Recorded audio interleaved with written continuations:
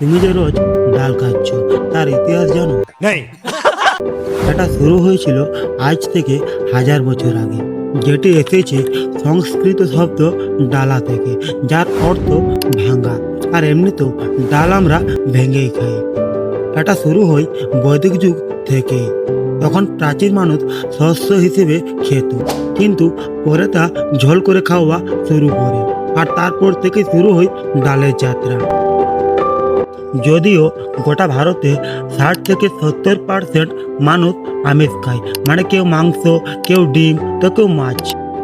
তবুও রান্নাঘরে ডাল আজও সবার উপরে রাজ করছে। সে রুটির সাথে বলো বা ভাতের সাথে, ডাল সবার সাথে ফিট। কিছু মানুষ মনে করে যারা নিরামিষ খাবার মানে ডাল ভাত খায় তারা কি করে আছে মাংস না খেয়ে। আসলে মাংসে যা প্রোটিন পাই, ডালও প্রায় সেম প্রোটিন আমরা পেয়ে থাকি। আর তাই তো ডাল আজও সেরা হয়ে আছে।